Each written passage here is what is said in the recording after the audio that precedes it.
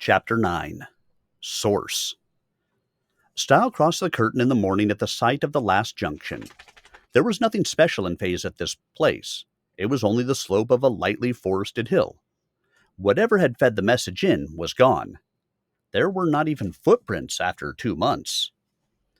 He was the Blue Adept with potent magic. How could he apply it to follow this long, cold trail? Wouldn't an adept have counterspelled the trail to prevent such a tracing? One way to find out. Stile played his harmonica, summoning his power, while he worked out a spell. Then he sang, "Make an arrow, point the way, that the message came that day." The arrow formed, an illuminated spot like that made by a light projection. But it rotated uncertainly, like a compass without its magnetism. Sure enough, a counterspell was interfering. There would be no simple one-step answer. However, his power at this spot, now, would be greater than that of a months-gone adept. He should be able to trace the source, if he followed the trail in person as he had in Proton. "Give me a signal, hot or cold, to make current what is old," he sang, shaping the detail in his mind. Now Stile's left side felt warmer than his right. He turned, and the warmth was on his face. He strode forward, and the effect faded. He backed up until he felt the heat again. It had fallen away to his right. He got back on the trail, pursuing it more carefully, and it led him in a spaghetti-like wriggle that coiled about and recrossed itself frequently. Obviously, the other party had anticipated this approach also, and had left a tortuous path. It might take Stile a long time to unravel every wriggle, and that trail could lead into traps. He decided to let it go for now. He wanted to rejoin the unicorns and the Lady Blue in plenty of time for the quest for Clip and vengeance. This message had waited 2 months. It would wait another day. He used a prepared spell to transport himself to the herd, and stood for a moment in discomfort as he arrived. He certainly did not enjoy performing this kind of magic on himself, but he really had no alternative at the moment. Nasa spied him first and trotted over. She would always be his steed and his friend in spirit. Yet now she did not prance, for the pall of her brother's fate hung over her. She changed to girl form and made one of her rare speeches. "The stallion has news of Clip." "What kind?" Stile asked tightly. "He is alive." She shifted back to mare form. Stile vaulted to her back, and she trotted him over to the herd. He embraced the Lady Blue briefly. The herd stallion awaited him in man form. "Under the White Mountains, prisoner of the goblins, we must strike by tonight. Tonight, ere they suspect." "Yes," Stile agreed. "Thou and I alone, surgically." "They will be alert for adept magic, and will kill Clip the moment they detect it. Thou canst not employ thy power until he is safe." "How am I to save him, then?" Stile asked, frustrated. "I will save him. "I will save him. Then thou canst get us all out of danger." Stile was uncertain about this procedure, but had to agree. There was no use going on a rescue mission if his mere presence precipitated Clip's murder. "We start now," the stallion said. "It will be night ere we reach the mountains. I know an entrance to the goblin domain, but once underground, I will know the way no better than thou." Stile had an idea. "Suppose I make a spell to show the way. Will that continuing magic alert the goblins?" The stallion considered. "I know not, but think not. It is new magic that makes alarm. There are many ancient spells in the background, ignored." "I'd better risk it," Stile said. He considered a moment, then played his harmonica and sang, "A star institute to illumine our route." A pinpoint glow appeared to their north, shedding faint light on the ground. "But the goblins will see it too," the stallion protested. "See what?" the Lady Blue asked. The stallion smiled. Others see it not." Others see it not, Stile agreed. I am not quite as foolish as I look. Not quite, The stallion agreed, and shifted back to his natural form, pawing the ground. Stile took the hint and leaped to his back. This was much more of a challenge than it had been with Nasa, for the herd stallion stood 4 hands higher than she and massed twice as much. He was a lot of animal. Had they not had a clear understanding, Stile's touch on his back would have precipitated an instant death struggle. It was a sign of the passions involved and the seriousness of the situation that the untamable stallion submitted to this indignity. Immediately they were off. Stile, the most skilled rider in this frame, suddenly had to hang on, lest he be dumped like a novice. Evidently some spirit of rivalry remained. The stallion wanted him to know that he kept his perch only by sufferance. Stile had never been on a steed like this before. The stallion was the mass of a huge workhorse, but had the velocity of a racer. Stile had originally tamed Nasa by riding her against her will. He knew he could never have done it with this steed. The scenery raced by. Wind tore at Stile's clothing. The stallion's hooves pounded out the double drumbeat of a full gallop, and sparks flew up where the hard hooves struck, but the ride was smooth. The stallion was not wasting energy in extra up and down motion. He was sailing straight ahead. The pinpoint star remained fixed at about head height, its spot of light brightening to a patch of ground. It slid to one side sometimes, guiding them around obstructions and bad footing, so that the stallion never had to slow to scout the way. He was able to maintain cruising speed, faster than that of any horse, and he seemed tireless. As he warmed up, jets of flame blasted from his nostrils. This was the way that unicorns cooled themselves, since they did not sweat. The heat was dissipated from their breath and hooves. After a time, the ride became routine, then dull. Stile had nothing to do, since the stallion knew the way even without the help of the little star. Stile could have slept, but was too keyed up. He wanted to rescue and restore Clip. He could do it, he was sure. His magic could cement the severed horn and heal the scars of its cutting. The only problem was getting to the unicorn without triggering the murder, and getting them all out thereafter. Meanwhile, he just had to wait. "I've been thinking," he remarked. "Art thou amenable to conversation?"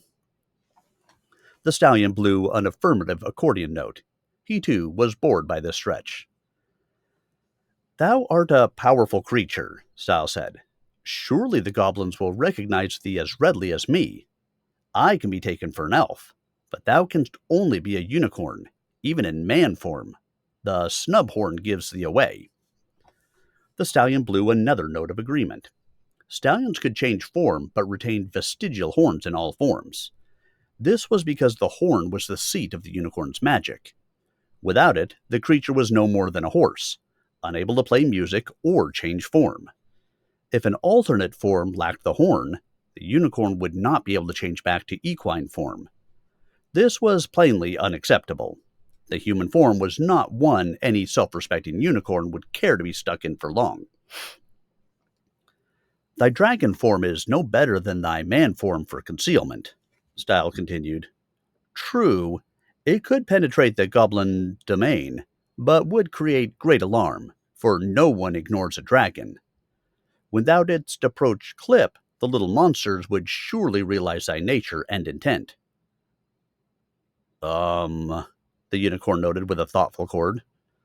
"The thing is, thou art in all thy forms a mighty creature. Now this is no bad thing, and ordinarily is altogether proper." The phrasing of a suggestion was sometimes more important than the suggestion itself, particularly when addressed to a creature of pride. "But this time, I wish thou didst possess an insignificant form, like Nasa's firefly, that I could carry in unobserved." The unicorn ran on, considering. After a time, he blew a new note. "Could."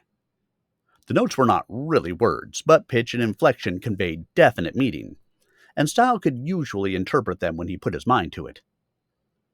"Thou hast a fourth form?" he asked, surprised. "I thought 3 was the limit, and only 1 or 2 for some." Now came a proud blast. This was no ordinary unicorn. The stallion could master a fourth form if he chose.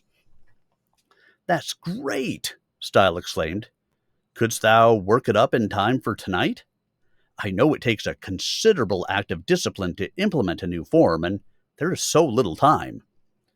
The stallion was not foolishly optimistic. Any form was a challenge the first time, and a fourth one was special, but he thought he could manage it. They discussed it as the miles and leagues rushed by. It developed that some forms were easier than others. Difficulty varied according to the necessary specialization and the change of size. Thus, a unicorn could convert to a massive bear fairly readily, because the size was about the same. A man form was harder, because the mass was less, and because of the necessary specialization of the hands and voice. A man form that could not tie a knot in string would not be very good, and one who could not talk would be worse. These things had to be done properly, or were not worth doing at all. Nesa's firefly form was a greater achievement than Clip's hawk form, because a fly was only a fraction of the mass. Nesa weighed about 850 pounds in her natural form, about 85 in her girl form, and less than 85 hundredths of an ounce in firefly form. It would be more than twice as hard for the herd stallion to get down to that size. "But such size would be beyond suspicion," Stile remarked. "No one would believe that a beast as noble as thou couldst hide in a form so small." That accented the magnitude of the challenge, rather than the insignificance of the form. Then there was the problem of flying, the unicorn explained in concerned tones. Flying was a specialization that had to be mastered by tedious practice, after the physical form had been achieved. The stallion had learned it for his dragon form, but would have to start all over for an insect form, since insects employed a different mode of flight. That could take days. "Oh, I did not mean thou must fly," Stile said. "It is the insignificance I am after, that none may suspect thee. Thou couldst go from dragon to roach for that." "Roach?" the stallion blasted, affronted. "Never!" But Stile was struck by something else. Dragon. Roach. His poem, the one he had used to win the tourney in Proton, had this provided him with a prophetic key? Now he thought back, discovering parallels. He had referred to Gabriel's horn, but there was also the unicorn's horn. Clip's horn had precipitated this venture.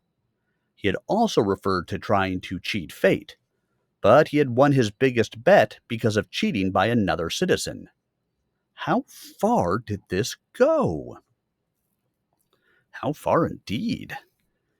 The first 4 lines of that poem had matched his recent experience, deliberately. Then the keyword silence, and he had been struck by the silence spell. Then love, and he had become betrothed to Sheen. That was not love precisely, but related. She certainly wanted and deserved love. In fact, those key words aligned beautifully with his experience, almost like a prediction of the oracle. Yet the words had become the random product of the game computer. No magic there. So it must be coincidence. It was possible to make seeming sense of almost anything, as those 2 poems had shown. Still, why not? Stile decided to go for it. That is one form no goblin would suspect. The nether passages must be overrun with roaches. What herd stallion would go to the enormous effort to achieve so lowly a form? It is beneath consideration, therefore the safest of all forms for the accomplishment of such a hazardous mission. The stallion blew, heeding the logic, but not the aesthetics.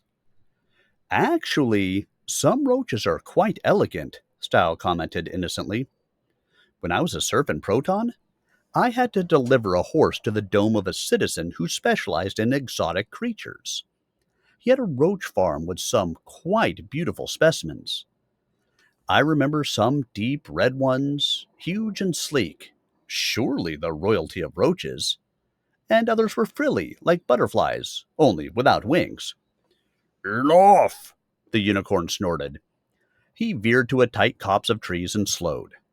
When he stopped inside, Stile was glad to dismount. They had been traveling for hours, and he was cramped and hungry and suffered the urgent call of nature. There was a convenient nut tree in the copse. Unicorns generally had good taste about such things, so Stile could eat without using magic.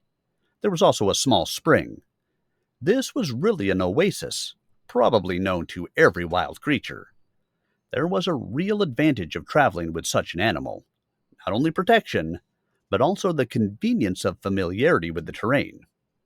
Stile had now traveled with 3 unicorns, Nasa, Clip, and the herd stallion, and this aspect was the same with each one. Stile had always liked horses. He knew he would always like unicorns better. He had dreamed for more than 15 years of becoming a citizen of Proton, perhaps setting up his own racing stable. Now he was a citizen, and all he really wanted was to stay here in Phaze on any basis. He liked magic, not merely his ability to perform it, but more importantly, the very framework in which magic existed. He liked the verdant hills, the little streams, the various features of this irregular landscape. He liked the whole sweet outdoors, with its fresh air and unpredictable weather and feeling of freedom.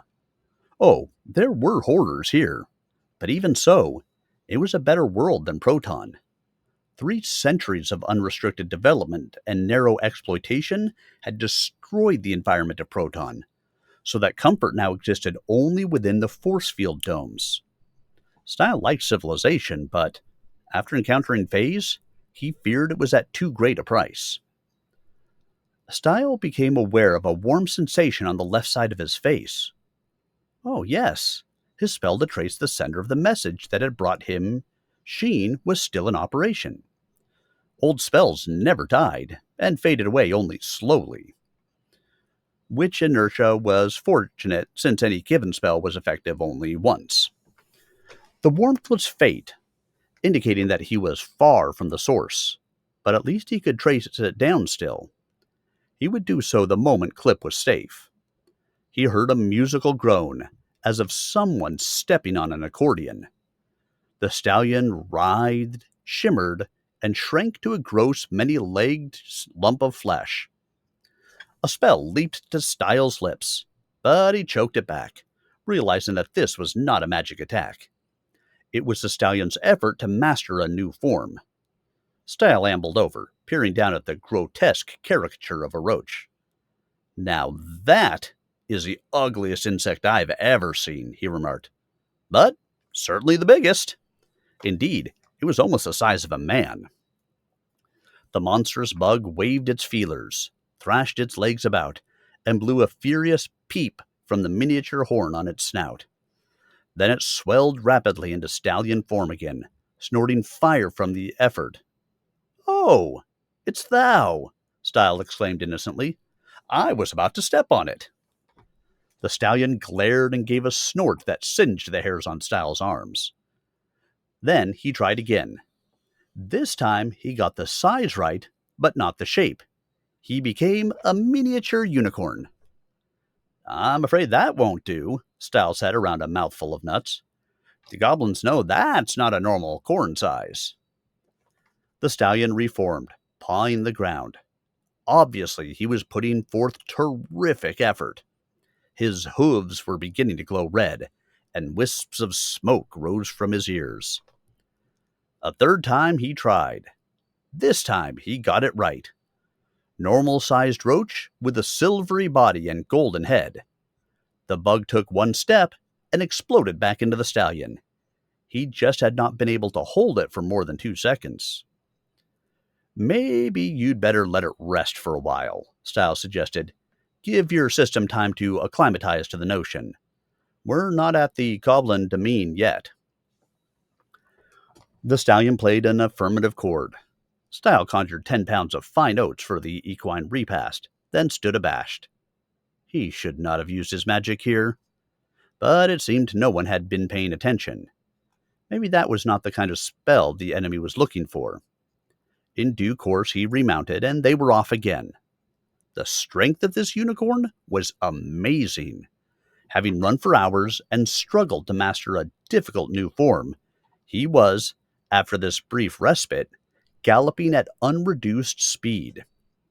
Nasa and Clip were good unicorns, but neither could have maintained this velocity so long. By nightfall, the grim white mountains were near.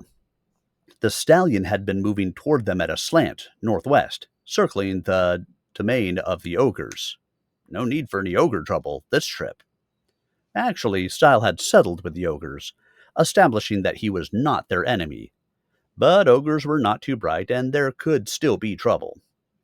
Now the sun was dropping below the horizon. The stallion galloped along west, parallel to the mountain range, then stopped. Stile saw the guiding star to their north, showing them to the entrance to the goblins' somber netherworld. But the region was guarded. Goblins patrolled the cliff-like fringe of the mountain range. How could they get in? Stile had the answer to that. He was larger than a goblin, but close enough so that some stooping in the dark should enable him to pass. He scraped up handfuls of dirt and rubbed it over his face and arms, then removed his clothing and coated his bare body too. Goblins wore little clothing. Stile's Proton underpants sufficed for a costume. Goblin feet and hands, however, were far larger than his own, while their limbs were shorter. Stile experimented and finally fashioned a framework for each foot from small branches and dirt, making his extremities seem goblin-sized. He did the same for his head. Magic would have been much easier for disguising himself, either physically or by means of illusion. But he did not dare use that here. He was facile with his hands and knew how to improvise. His head was actually expanded by a gross turban fashioned from his former clothing. Grotesque, the herd stallion said, eyeing Stile in man form. The human shape is ugly enough to begin with, but thou hast improved on it. Just do thine own shape change, Stile said, and keep it stable. I can but try, the stallion said grimly. He shifted back to corn form, gathered himself, and phased down to bug form. This roach was not handsome, but it did seem to be stable. Stile watched it take a step, moving all its legs on one side, followed by those on the other side. The thing trembled and started to expand, then got hold of itself and squeezed back into bug shape. It seemed it would hold. Stile put down his open hand. The roach hesitated, then crawled on, moving clumsily. It evidently took special coordination to handle 6 legs, and it was hard for the stallion to do this while hanging on to this awkward little size. Perhaps it was like juggling 6 balls in the air while walking a tightrope. As it happened, Stile had done such tricks in the past, but it had taken him time to master them. Just don't lose control and convert to equine form on my head, Stile murmured as he set the roach on the framework he had wound there. Don't drop anything either. The roach, catching the reference to droppings, began to shake with laughter. It expanded to triple roach size, emitted several little sparks, wrestled with itself, and recovered control. Stile decided not to make any more jokes. The darkness was almost complete now. Stile nerved himself and walked forward, following the flash of light projected on the ground by his little guiding star. He hunched down as well as he could, making himself humpbacked and shorter. Stile was an experienced mimic, and this was another game talent that had served him in good stead now. He walked like a goblin, swung his arms like a goblin, and glared about like a goblin. Almost, he began to hate the world the way a goblin would. The dark hole of the cave entrance loomed close. Stile shuffled boldly toward it, but a goblin guard challenged him. Where the hell art thou going, Dirtface? For an instant, Stile's heart paused. but he had to assume that goblins normally insulted each other, and that the guard did not realize that Stile's face really was concealed by dirt. "What the hell business is it of thine, stink rump?" he demanded in the grating tone of a goblin, and pushed on. He felt the stallion roach quaking with suppressed mirth again, enjoying the exchange. Apparently, it had been the right answer. The guard did not stop him. Stile followed his little star into the cave. Goblins were coming and going, but none of these challenged him. Stile walked downward, through narrow apertures, along the faces of subterranean cliffs, and across dark chasm cracks. The star made it easy, unerringly guiding him through the labyrinth.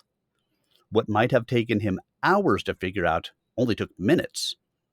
He wondered passingly how this worked. More than mere energy was involved when magic provided him with specialized information. Amazingly soon, he came to a deep nether passage barred by solid stalactite columns. The star moved on to illuminate what was beyond. It was a horse.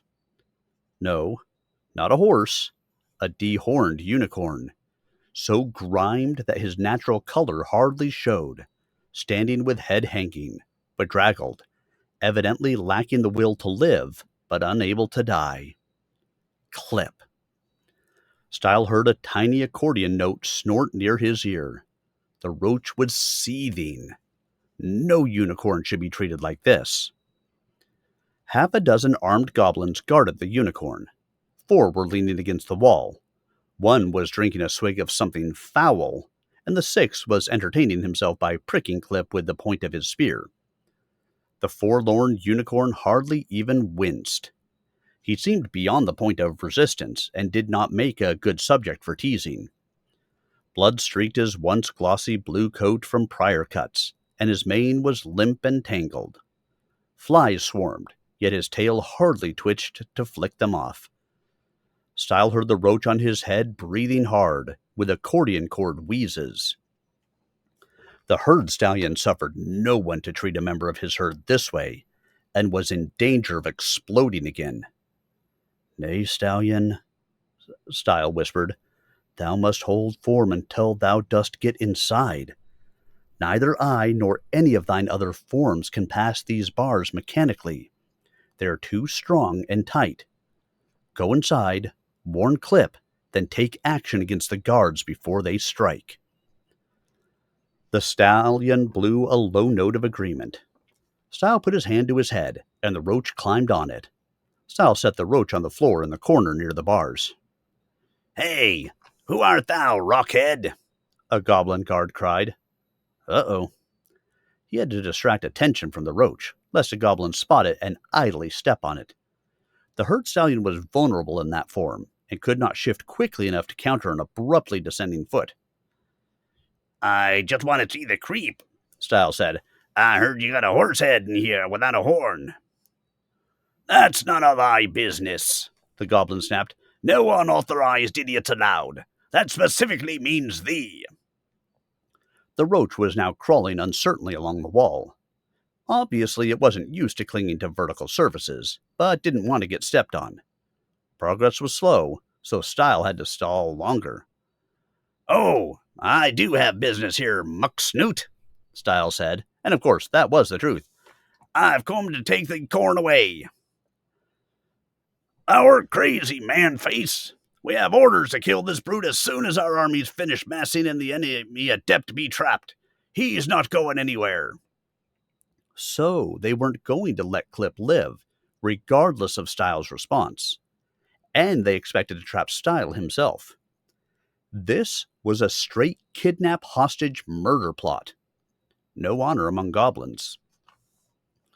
The roach, overhearing the dastardly scheme, lost its footing and fell to the floor with a loud-seeming click and whoosh of accordion breath. Stile was afraid it would attract attention. It lay on its back, 6 legs waving, trying to recover its footing. Oh no. "Thou art not up on the latest, foul foot," Stile said sneeringly. "You guards will be executed before the hostages." This, too, he intended literally. His certainty daunted the goblin. Apparently, such betrayals did happen in the nether regions. Ah, what you know about it, gnarl toes? The goblin blustered. The roach had finally straggled to right side up position with tiny musical grunts. Any goblin who paid attention would immediately catch on that this was no ordinary vermin. Stile had to keep talking. I know a lot about it, Mandrake Nose. That corn's a steed of an adept, isn't it? Sure, Smarty, and that's why he ain't dead yet. To keep that adept off our backs till he's out of the picture. We got adepts of our own. Now, they don't like to tangle with each other, so we're keeping this one clear this way. The fool likes animals.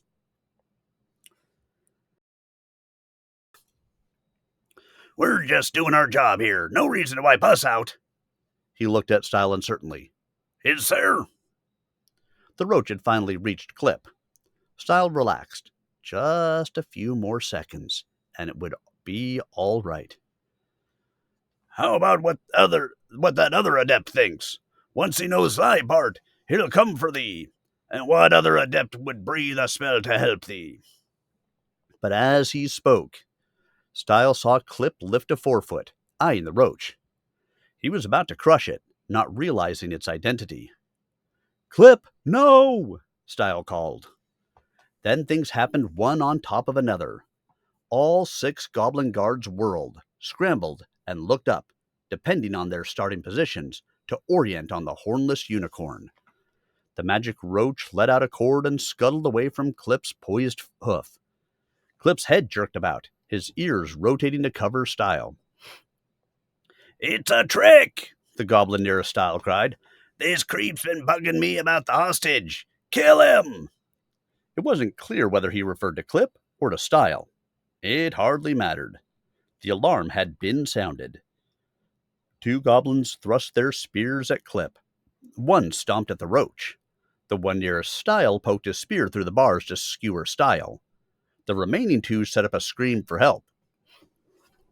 Clip, suddenly animated, swinging his horn about to skewer a goblin. But he had no horn, only the truncated stump. The goblin was merely brushed aside by Clip's nose and struck out with a horny fist. The roach skittered out of the way and began to expand like a demon amulet that had been invoked. Stile dodged the spear. In moments, the herd stallion stood within the prison chamber, stomping his hooves, snorting fire. His horn was not truncated. It blurred as it lunged at one goblin, then at a second and a third, before any could flee. 3 goblins were lifted into the air, skewered simultaneously on that terrible spike.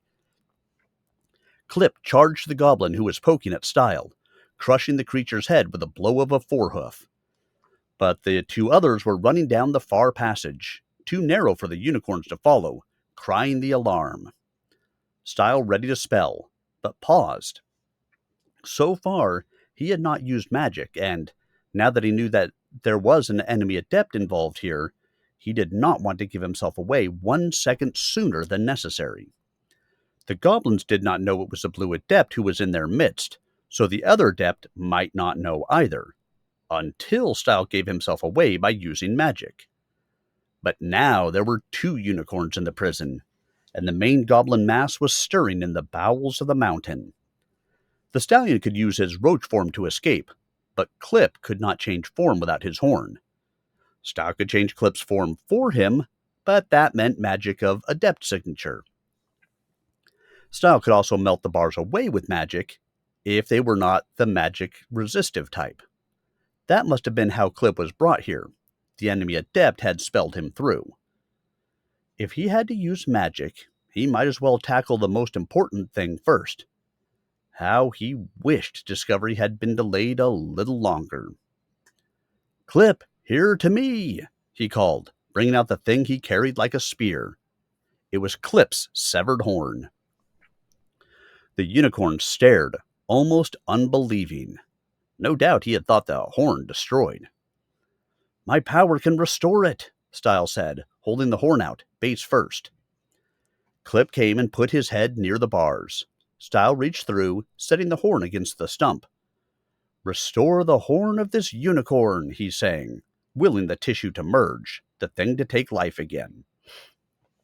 It was hard, for he had not intensified his power by playing the harmonica, and the horn was magic. It resisted Stile's magic, and he knew the two parts were not mending properly. He was grafting on a dead horn. Meanwhile, a phalanx of goblins appeared in the passage behind Stile, bristling with spears. Stile saw them from the corner of his eye, but could not release his hands from the horn, lest a slow healing be interrupted. Clip could not move either, for he was on the other side of the bars waiting for that healing. But the herd stallion was free. He launched himself at the bars.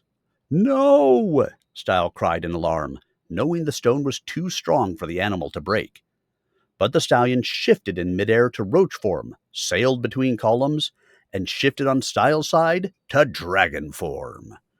The dragon spread his wings, banked about, and fired forth a horizontal column of flame that seared the oncoming goblins. The stench of burnt flesh wafted back. Stile felt sorry for the goblins, then remembered how they had treated Clip, and stilled his sympathy. The creatures of the frame of Phaze conducted their business violently, and goblins were among the worst. Stile continued to concentrate on the healing, letting the stallion guard him, and slowly the two parts of Clip's horn melded together. Stile felt the living warmth creep along the length of it, animating it. Soon all would be well. A horde of goblins poured in from the far side of the prison. "Stallion!" Stile cried, and the herd stallion turned about, charged the bars, shifted into and out of roach form, and appeared on the other side in dragon form again. Another burst of flame seared out, cooking more flesh. But greater trouble was gathering. Stile could feel the rumble of the march of many feet as hundreds or thousands of goblins closed in, traveling in unseen neighboring passages. He knew he had alerted the enemy adept, for he had performed adept magic. That would further complicate the situation. Still, he held on to the horn, waiting for the final inch to be restored to life so that Clip's full capacity would return. He would settle for nothing less. There was a puff of fog. The white adept stood beside Stile. Her hair was white, matching her eyebrows, and a sparkling white gown bedecked her somewhat stout form. "So, it is thee, Blue, as we suspected," she said, her voice and gaze cold as ice. "Thou didst take the bait." "I took it," Stile said grimly. He was not really surprised. His relations with the White Adept had always been chill. But why was she involved with the goblins? "I got tired of getting ambushed by the likes of thee." Would she tell him anything before making her move? If she started a spell diagram before he was finished with Clip's horn, he would be in trouble. He would have to defend himself, for without him, the unicorns could not escape. But White could have generated a spell that acted at a distance instead of facing him directly. Maybe she wanted to talk. The herd stallion turned from his endeavors, leaving a pile of scorched goblins rolled up like dehydrated bugs, and saw the witch. He braced for renewed action. "Caution!" Stile called. "She's adept." The mighty animal stood still. He knew better than to attack an adept in a situation like this. He also knew that Stile was not finished with Clip. For the moment, it was an impasse. "I cannot attack thee directly, Blue," the white adept said, "and thou canst not attack me. Yet can our minions make mischief." "Agreed," Stile said. "But why has mischief been made? I sought none." "Abate thine owness for the moment and hear me out," she said. "Blue, I would reason with thee." In Stile's experience, those who claimed to want to reason with others were apt to have cases that were less than secure. Still, it was better to talk than to fight. Now, at last, Clip's horn had healed. Stile let go and the unicorn backed away, blowing an experimental saxophone note. It was off-key, but strong. His coat seemed to be brightening under the grime. He had been restored to the joy of life. The White Adept had known what Stile was doing, and had not interfered. She had to be serious about her subject, and Stile seriously wanted to know what this was all about. "Give thy word that there will be no attack by adept or goblin without fair warning," he said. "No treachery." "I give it, Blue." There was a faint ripple in the air about her. He had to accept that. Truth animated the very atmosphere and substance of Phaze. Adepts did not get along well with each other, but they honored the deals they made. "Then I will hear thy reason." "Thou knowest that the end of Phaze draws nigh," she said. "The purple mountains have shaken. The foreordained is on the scene. The little folk mass as for war, and portents abound." "Aye," he agreed. "They tell me I am involved. Yet all I sought was to honeymoon with my wife. Someone set traps for me, and one trap setter resembled thee." "Merely to warn thee off," she said. "Thou art adept, and perhaps the strongest of us all. Thou hast suffered much, yet thou shouldst be the leader in our effort, instead of opposing it." "What effort?" Stile's interest intensified. "To save Phaze." "Of course I want to save Phaze. I love this land. I want to live and die here. But not, methinks, before thy time." Stile smiled grimly. "I wish not to die here among goblins, true. But I sought no quarrel with goblins. Thou didst kidnap my steed and abused him, and forced this quarrel on me." "Aye, unable to strike effectively at thee or at thy lady, or to warn thee off, we finally had to take thy steed. It is not a thing I like. Now thou canst have thy freedom with our apologies, and thine animals with thee, and leadership in the present order, if thou wilt but accept it." "Why should I not accept it?" Stile asked, not rhetorically. "Because thou art prophesied to be the leader of the forces of the destruction of this order. The foreordained is only part of it. Thou art the other part." "Obviously, there's a loophole," Stile said. "Aside from the fact that I have no intention of harming Phaze, thou wouldst not be pressuring me if thou didst believe my destiny was fixed." "There is a loophole. A dead man cannot lead." Stile laughed ironically. "Kill me? My fate will survive thine effort, if it be truly set." "Aye, fate has indeed charmed thee, unlike thine other self. But we are not assured thou canst not be killed, only that if thou dost remain alive in Phaze, thou wilt destroy it. The charms that preserved thee so cleverly before are passing. Thou hast already conceived thy son on the Lady Blue." "I have?" Stile asked, surprised. "Which is why she joins thy former steed, and accepts the protection of the animal herd. So fate no longer preserves thee for that. It preserves her. Still, her feeling for thee is such that she might not survive thy demise, so thou art indirectly protected yet. I warned the others of that, but they heeded me not. They thought they could vanquish thee before thou didst reach the West Pole."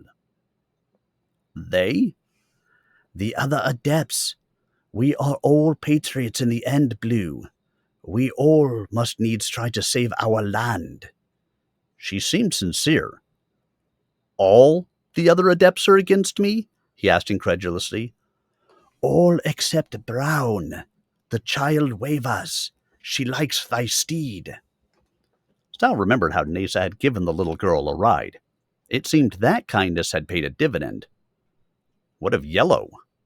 Stile had had differences with the Yellow Adept, but recently had gotten along with her tolerably well. He could not believe she was his enemy. "Dost thou want it from her own mouth?" "Aye." "Then let me bring her here." White made a diagram on the floor and tapped it 3 times. A puff of smoke formed and dissipated, and there stood the Yellow Adept in her natural hag form. "Oh no!" Yellow exclaimed. "Let me just get changed for the occasion, my handsome bantam." She brought out a vial, tipped it to her lips, swallowed, and changed to a young, ravishingly pretty creature. White tells me that thou and the other adepts think I will destroy Phaze, so are against me, Yellow, Stile said. Can this be true? Yellow made a devastatingly cute moo. It is close enough, Blue, she said. I am not thine enemy, and will not oppose thee, but neither can I join thee, for that thou art indeed destined to wreak much mischief and overthrow the natural order. How is it I know nothing of this? Stile demanded. The instruments of great events seldom know their destinies, Yellow said. This prevents paradox, which can be an awkward complication and a downright nuisance. Nuisance, hell! I was attempting to have my honeymoon. Why should this represent a threat to anyone? Thou didst bring the foreordained, and then thou didst travel to the West Pole. These were elements of the prophecy. So the other adepts decided to stop me from getting there, Stile said, grimacing, setting neat little magical traps. Some did. Green chose to stand aloof, as I did, disliking this. Sure enough, thou didst get there. Now the onrush of events is upon us, and if we do not get thee away from Phaze promptly, we are all doomed. So you propose to remove me by killing me? Nay, we know that would not work, Yellow said. At least White and Green and I suspected it would not. Black and Orange and Translucent did not participate in the proceedings, but Brown opposed them. We had to suppress her, lest she warn thee. So, it now developed that the other adepts were anything but unanimous. Most were at best neutral. That explained why they had not simply masked their magic against him. Stile's expression turned hard. Suppressed Brown? What dost thou mean by that? A stasis spell, White said quickly. No harm was done her. It is hard indeed to do direct harm to an adept. The spell is likely to bounce and strike down the speller, but slantwise action can be taken, as with the silence and confinement for thee. You froze the child in place? Stile demanded. Our truce is just about to come to an unkind end. She would have blabbed to thee, White repeated. Now I am blabbing to thee. Release her. White's expression hardened, as was typical of those whose reason was only a front. Yellow quickly interceded. Provoke him not unnecessarily, White. He has power and friends we hardly know. We need hold Brown no longer. I shall go free her. She brought out another vial, sipped the potion, and vanished. Methinks thou hast won the heart of more than Brown, White grumbled. She viewed him critically, noting the mud caking his body and the awkward turban, loincloth, and shoe structures. It must be thy magic, rather than thy demeanor. Stile relaxed, marginally. Ugly things were happening, and he knew it wasn't over. So far, there had been attacks against him, the Lady Blue, Clip, and the Brown Adept. An organization of adepts had formed against him. He needed to know the rest of it. Let's have it, White. Exactly what is the threat to Phaze, and what dost thou want of me? For he knew her suggestion about giving him a place of leadership was wrong. How could he lead if his presence meant the end? We want thee to leave Phaze voluntarily. so that the dangers of adept confrontations are abated.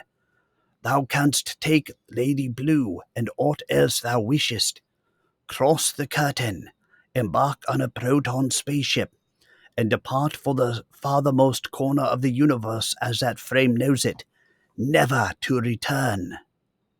Stile had no intention of doing that. Apart from the complication of the Lady Blue's official non-existence in the other frame, where the records computer took such things more seriously than people did in Phaze, there was a matter of the robot Sheen. How could he marry her with his other wife in Proton? And how could he leave his friends, the unicorns and werewolves and vampires? Phaze was the world of his dreams and nightmares. He could never leave it. Nay, the applicable portion of the prophecy is this: Phaze will never be restored till the Blue Adept is forever gone. Thou canst not remain.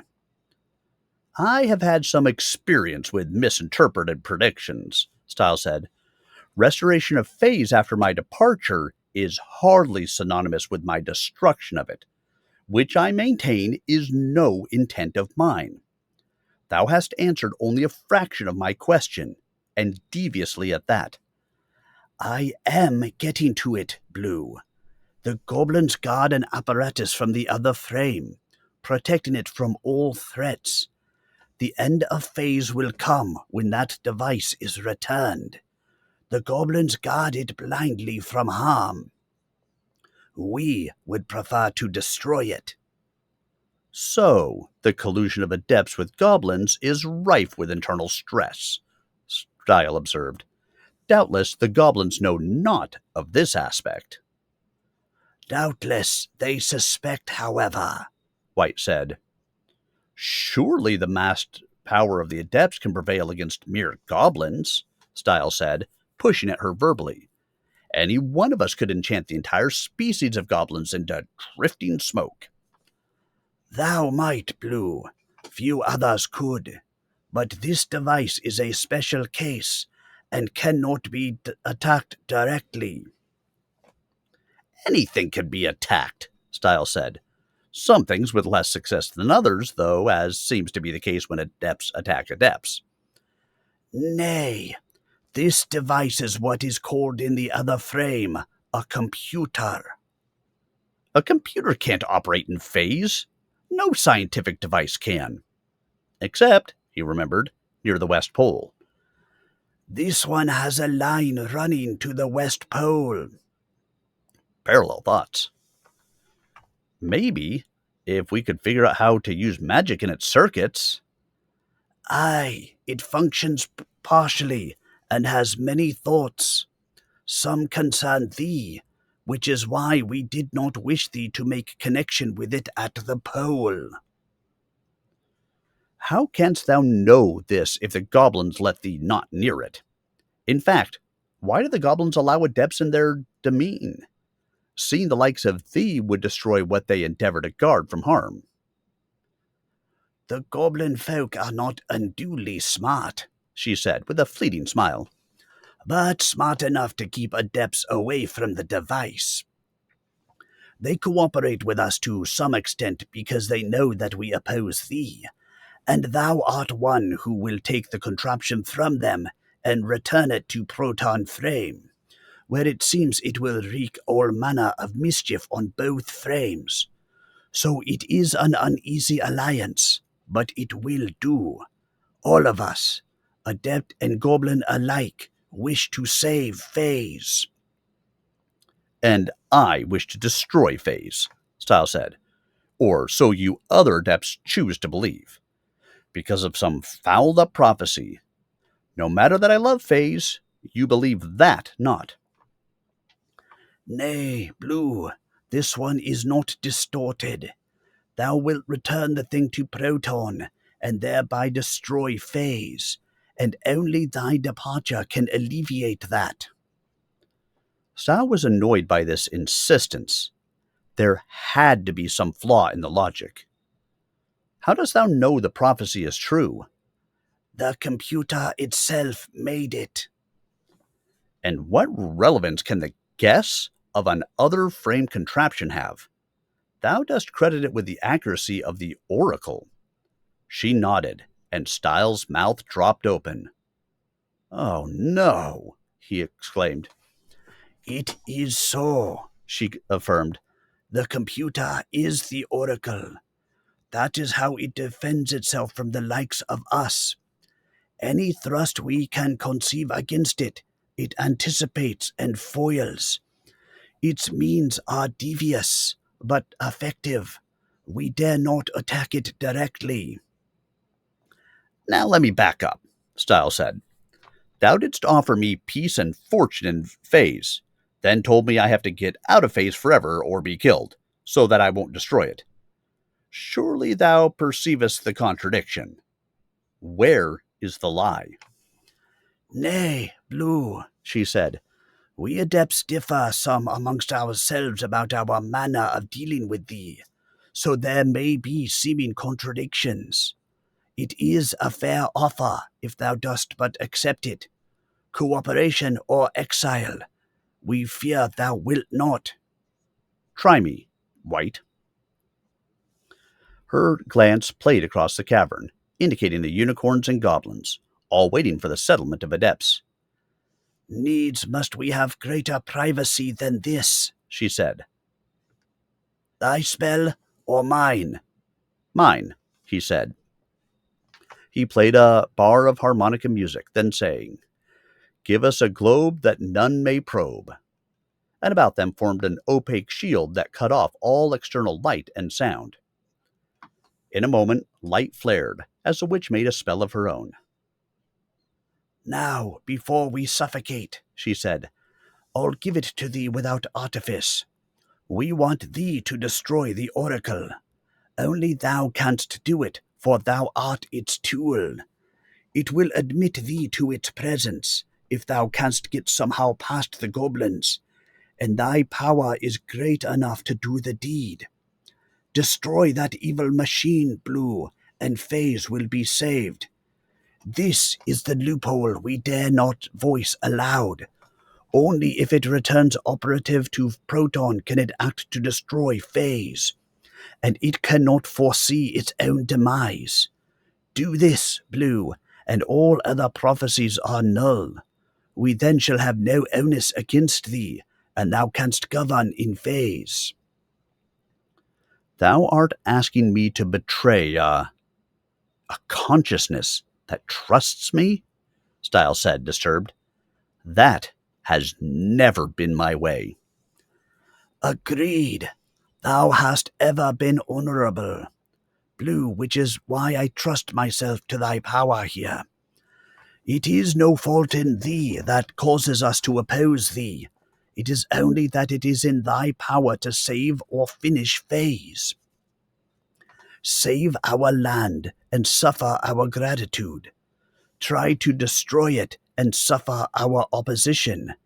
Or vacate the frame so that we have no need to fear thee. These are thy choices, Blue. Thou knowest our determination.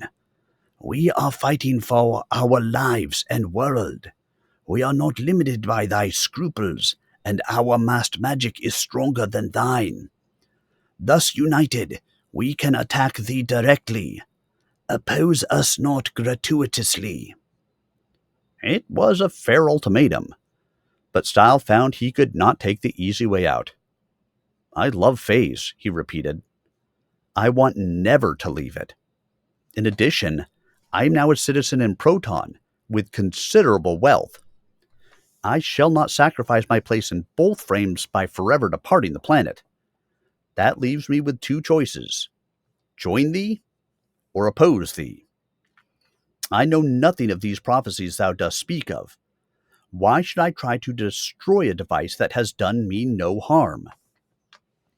No harm? She flared, her white hair seeming to darken and melt with the heat. Thou trusting fool! That device killed thee once and imperiled thy life again by setting us against thee. That last I perceive, Stile agreed. Yet the business of the oracle is making prophecies and being correct. If I am to be the leader of the forces of destruction of Phaze by helping this computer to return to Proton, though the reason remains opaque as to why it should wish ill to Phaze, or how it could harm this frame from Proton, and someone inquires about that, the oracle can but answer truthfully. Naturally, that imperils me, and I like it not. But neither can I fault it for that answer. Truth is often unpleasant. Rather should I inquire in what way I am to do a deed whose nature appalls me. Were I sure the oracle would destroy Phaze, I would not help it, and surely it is aware of that. There must be circumstances I know not, and that you other adepts know not. Better that I at least talk with the oracle to ascertain the rationale. Of course, she said.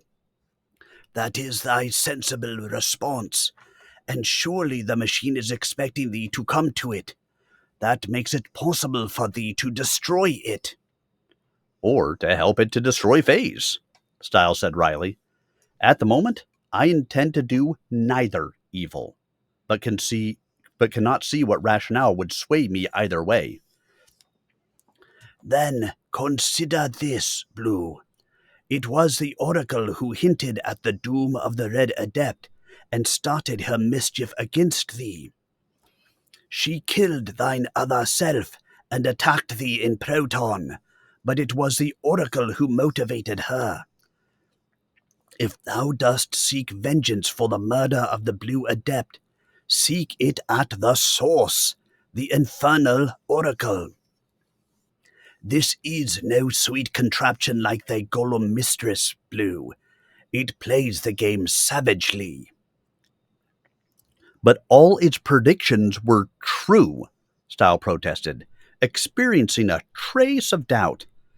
I cannot blame it for fulfilling that role. Fool! Dost thou not realize it was a self-fulfilling prophecy? Red attacked thee because the oracle fingered thee, no other reason. The oracle knew what would happen. It alone generated that murder, and knew that also. Stile was shaken. He was conversant with the bypass of logic. What was right? The oracle had initiated the campaign against him. A lesser entity might have made a mistake, but the oracle had to have known what it was doing. It had murdered Stile's other self, caused Stile's knee misery, and set him on the horrendous path he had followed on the way to Phaze and to vengeance against the Red Adept. Yet he remembered also that the original Blue Adept had accepted his own murder. Why? But why should the oracle do this to me? He asked plaintively, seeking to resolve this part of the mystery. Maybe if he knew the oracle's motive, he could fathom his alternate self's strange acquiescence. His mind was, after all, identical. I suggest thou dost go ask it, White said. Ask also why it should seek to destroy thee, seek to use thee to destroy Phaze. Then must thou do what thou shalt see fit to do. It all did seem to add up, at least to this incomplete extent. He had to settle with the oracle.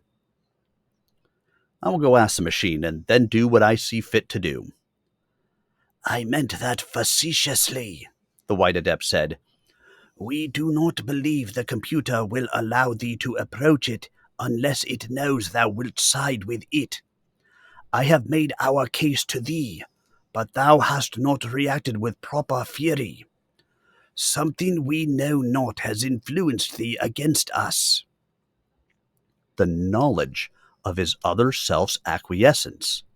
That was the influencing factor. Of course I am not with thee, Stile exclaimed. I'm not with anyone who kidnaps and dehorns my steed. Thy methods make thy side suspect. And the methods of the oracle make it not similarly suspect? Stile spread his hands. I admit, I know not the final truth. I will seek the oracle. I did not think thou wouldst join us, but I undertook to make the case. Hadst thou accepted honestly? I have done nothing dishonest. Aye, so we must destroy thee. Yellow will not like that, but it must be done. When we leave this bubble, it will be war between us. The other adepts have massed their power, and the goblins are ready. Fortunate art thou that thy trust in this truce was well placed, else would I simply confine thee here. Honor is not a luxury many of us can afford, she said sadly. Yet in the name of honor some are fools. Thou wilt not attack us or the oracle without fair warning. This makes thee ideal for whatever side can use thee. She sighed. I do not hate thee, Blue. I respect thee. I, too, am true to my cause, and it is a worthy one. Thou art true only to thine honor, and therein lies thy grief. Phaze will never be safe whilst Blue remains. Thus says our enemy, the Oracle, and this we do believe. We like it not, but so must it be. Be on thy guard against my kind, Blue. Stile studied her. The White Adept was no young thing, and she had not bothered with Yellow's type of vanity. She looked old and ugly and careworn. He had encountered her before and found little to please him, but he knew she was a witch and a skilled one. Backed by the power of the other adepts, she was far more formidable than she appeared. Her warning had to be heeded. The adepts would now be fully unified and coordinated. The veil was off. Nothing would be held back. She was giving him the most forceful warning she could, without betraying her associates. He would have to get away from here in a hurry the moment the shell opened. Yet where could he escape to? The adepts could follow him anywhere in Phaze. White's warning, perhaps, was intended to focus his attention on this problem so that he would have a fair chance. His respect for her had been small. Now it had enlarged. She had taken pains to give information that he needed when she really hadn't had to. I thank thee for thy courtesy, White, he said. Stile released a spell that enclosed them and stood on guard. If the witch tried to strike against either unicorn, Stile would counter the spell.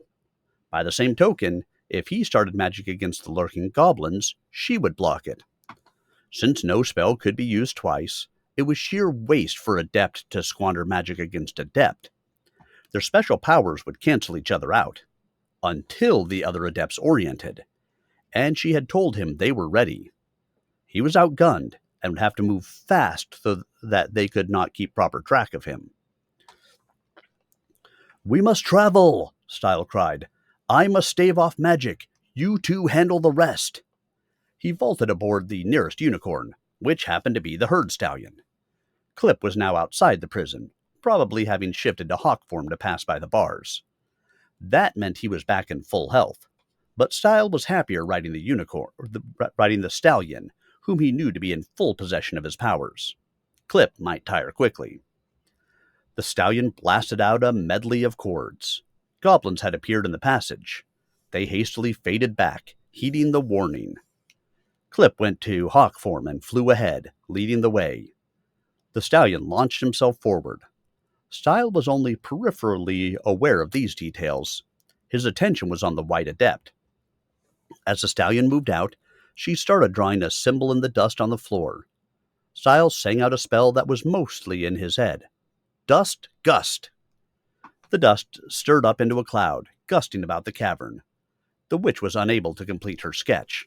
Her spell had been intercepted. She could not function any better in this world than Stile could when he had been a victim of the silent spell. She looked up, and Stile saw with surprise that she was smiling. It was as if she were glad to see him escape. She must have spoken truly when she said she did not like this business. She had to fight him, but didn't really mind failing. Some adepts, it seemed, were not as bad as others. However, he had to heed her warning about the other enemy adepts, most of whom he had never interacted with. They would not hold back once they got around White's tacit obstruction and oriented directly on him. Meanwhile, the goblins were bad enough. These were their passages, and they were thoroughly conversant with the dusky recesses. The herd stallion was retracing the route they had descended, but suddenly a great iron gate slammed into place ahead, blocking the way. The stallion could not pass, and Clip barely squeezed back through the narrow aperture to rejoin them. They were caught in the passage, and a solid mass of goblins was wedging in behind them. The stallion played more chords. Clip, answering the command, shifted to man form and joined Stile on the stallion's back. He was clothed now with a rapier. He drew this and faced back, menacing a few goblins who tried to squeeze in behind. Stile got the idea. He unwrapped his concealed broadsword and sat ready to slice at any goblins who got within range to either side. His main attention was on whatever signs of hostile magic there might be, but he could slash while hardly looking. The stallion charged the goblins. They scattered, throwing their spears away in their frantic scramble to get clear. It was not that they were cowardly. It was that a ton of unicorn, bristling with horn and two-armed riders, was a truly formidable thing. Any who tried to stand their ground would be skewered or slashed or trampled. As it happened, a number could not get out of the way in time and were indeed trampled and skewered. There was a side passage. The unicorn hurtled into this, causing Stile to grab for the mane in order to hold his seat, and thundered along it. Suddenly there was a ledge. The herd stallion could not break in time. He leaped out over the edge into the darkness of nothing. Then Stile found himself riding the dragon. The stallion's dragon was not large for this type, being perhaps only 12 feet long from snout to tail, and Stile's weight bore him down. Fortunately, Stile was not large for his own type, and the dragon was able to spread his wings and descend slowly. Clip, of course, had converted to hawk form. Stile still wore his grotesque shoes and turban. Quickly he sloughed these off, lightening the burden on the reptile, but the descent continued. The dragon snorted fire that illuminated the cavern. They were in a deep cleft whose upper reaches were lit by wan shafts of moonlight. There was their escape. But the dragon could not make it that high under Stile's weight. Stile, ready to spell, felt the questing magic of another adept and had to hold back. He could be messed up much as he had messed up White's spell, and in midair, that could be disastrous. Also, it seemed the enemies could not quite locate him as long as he remained in the dark and cast no spells. He had to hold off until it was safer. So the dim light above faded, and they dropped down into the deeper depths silently. There was a detonation of something. Light blazed and metallic fragments whistled by. Someone had fired an explosive amulet or something similar at them. This was blind shooting, hoping to catch the dragon by a random shot.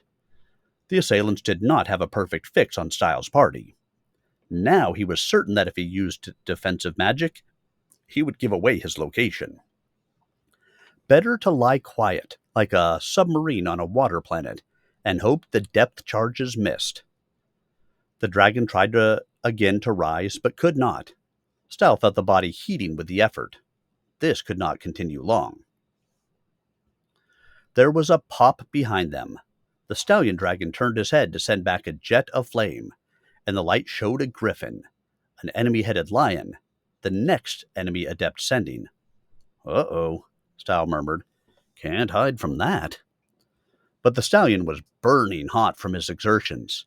He looped about, aimed his snout at the pursuing griffin, and exhaled a searing shaft of fire.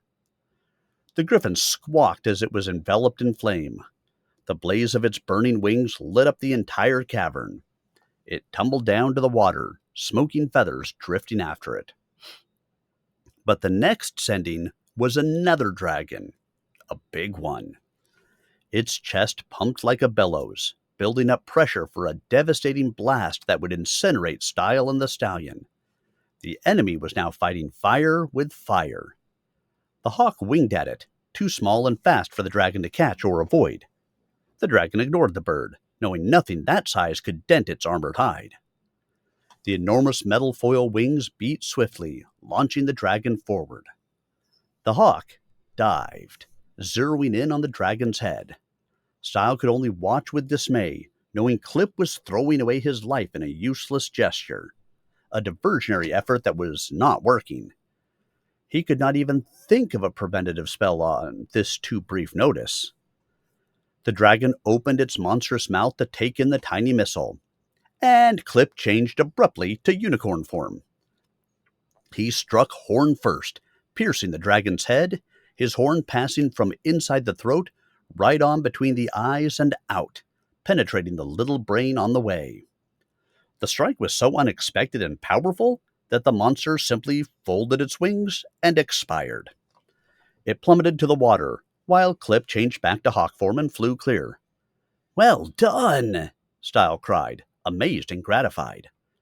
Now for a time there were no more sendings, but Stile knew worse attacks were in the offing. His party had to get out of the chasm, and could not. Already they were close to the nether water. He had to relieve the herd stallion of his weight, yet was sure that the one enchantment the enemy adepts would have blocked would be a personal transport spell. They were trying to force Stile to use it and launch himself into oblivion. The stallion sent forth more fire, just enough to light the way. The dark water below reflected with slight iridescence, as if oily. Stile mistrusted that. He didn't want the stallion to fall into that liquid. He would have to risk magic. Not transport, of course. Something unexpected. The hawk had been circling. Now he came back, squawking news. Over and over he cried it, until Stile was able to discern the word. "Curtain!" Stile cried. "The curtain is ahead?" That was it. Now Stile had a better alternative. "Fly low, stallion, and I'll pass through the curtain. Then thou and Clip can fly up and escape in the night. They want thee not, only me, and soon thou canst return to thy herd. I'll climb up on the Proton side, where magic can't reach me." Of course, there would be other problems across the curtain, but he would handle them in due course. The stallion was in no position to argue. He glided low, and there in the dark was the scintillation of the curtain, crossing the chasm. If there's any sort of ledge, I don't want to drop too far. There was no ledge. It would have to be the water. They intersected the curtain, and Stile spelled himself through.